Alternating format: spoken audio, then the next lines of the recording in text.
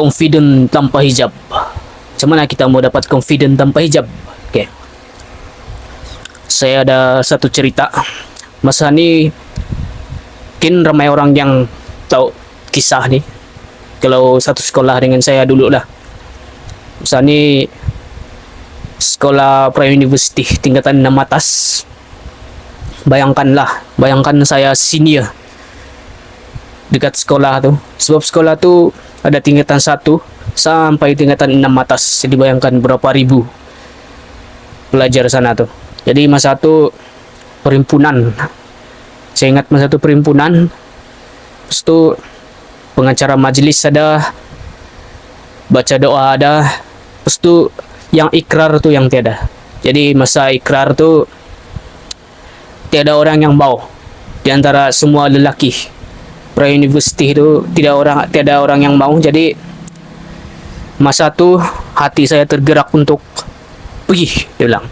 Macam saya mau pergi tu. Tapi sebelum saya pergi itu, bayangkan dulu, saya ni jenis orang yang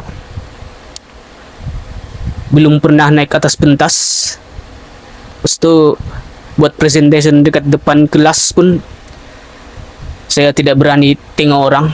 Saya selalunya tengok dekat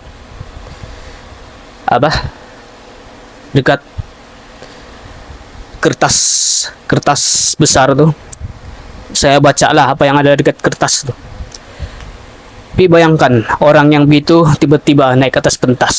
Apa perasaan dia?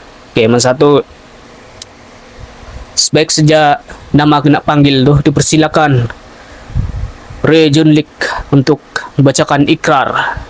Dan ikrar masa tu adalah ikrar rukun negara. Jadi bayangkan saya naik ke atas pentas tu, rasa dia lain tau. Rasa dia macam seolah-olah kaki kau tidak cecah lantai tu. Macam kau terapung-apung sebab terlampau gemetar. Lepas tu berpeluh. Tapi peluh tu bukan sebab kepanasan, tapi sejuk. Saya rasa mungkin orang nampak masa tu bibir saya pucat, macam tiada darah. Lepas tu masa di atas pentas tu up. Lepas tu saya baca ikrar rukun negara tu. Rangkap pertama, rangkap kedua, rangkap ketiga, rangkap keempat. Rangkap keempat ni pula saya terulang balik tu rangkap ketiga tu. Jadi bayangkan ramai orang tu. Lepas tu di sebelah tu, atas pentas tu kan, semua guru-guru tu di atas pentas tu duduk sana. Lepas tu ke sebelah tu ngam-ngam, dia cikgu tapi polis bantuan juga. Jadi ada satu perasan dia tengok saya lah. Lepas tu saya rasa, dan saya terperasan ramai juga junior-junior di bawah tu yang tahan ketawa. Ada yang ketawa, lepas tu ada yang bisik-bisik dekat telinga kawan dia. Dan masa tu adalah masa yang saya rasa titik permulaan di mana perjalanan saya untuk jadi confident. Jadi kita sambung cerita lah. Saya bacalah ikrar rukun negara tu sampai habis 5 rukun negara tu. Jadi siap je saya turun, saya keluar, saya tidak masuk dewan dah. Sebab masa tu saya rasa malu, sebab saya memalukan diri saya sendiri di atas pentas. Bayangkan senior tapi buat benda yang memalukan di depan junior dia. Jadi rasa macam ego sebagai anak jantan tu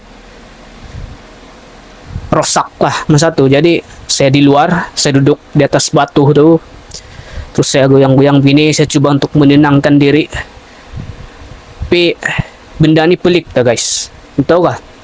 Lepas dia kejadian tu, apa-apa benda yang melibatkan saya perlu naik ke atas pentas, saya libatkan diri. Bagi contoh dia ucapan ataupun macam menyanyi, jadi saya libatkan diri dalam aktiviti nyanyian. Jadi perjalanan ini saya rasa memang panjang. Jadi kepada nilai sebenarnya nih. Jadi macam mana confident tu bermula dari sana. Jadi sebelum kita mula, kita perlu tahu dulu confident ni apa. Di confident ni adalah Yang real punya confident adalah confident yang terhasil daripada kita punya kerja keras dan disiplin, dan kita tidak sabotage diri kita sendiri. Maksudnya apa? Maksudnya bila kau mau buat sesuatu perkara tuh, kau terpikir, masa kau terpikir ataupun dalam hati itu, ya saya buatlah nih, jadi kau buat, kau tidak tunda dia. Sebab kalau kau tunda dia, macam mana kau boleh percaya dengan diri kau sendiri? Sama juga macam kalau kau ada kawan, lepas tu kawan kau tuh cakap, oh minggu depan kita makan mie sup ataupun kita makan nasi kerabu. Dia janjilah, lepas tu sampai minggu depan tuh dia bagi alasan tidak dapat. Jadi minggu depan lagi ulang lagi benda yang sama, dia bagi alasan lagi kenapa dia tidak dapat. Jadi bayangkan, kau masih lagi boleh percaya dengan dia kah? Sama juga dengan kepercayaan kita terhadap diri kita sendiri juga. Sebab kalau kau ikut kata hati kau, sebagai contoh dia, kayak malam ni aku mau tidur awal, esok bangun awal, jogging sebagai contoh dia, terus kau buat benda tu. Walaupun salah satu tu kau tidak terbuat, sebagai contoh dia tidur awal tapi tidur lewat juga. Lepas tu kau bangun awal, lepas tu kau pergi jogging. Walaupun jogging tu mungkin dalam 5 minit ya, tapi kau buat. Bayangkan setiap hari kau konsisten buat benda tu, apa jadi? Kau akan rasa yakin dengan diri kau sebab kau ada pengalaman bahwa diri kau ni boleh dipercayai. Faham kah?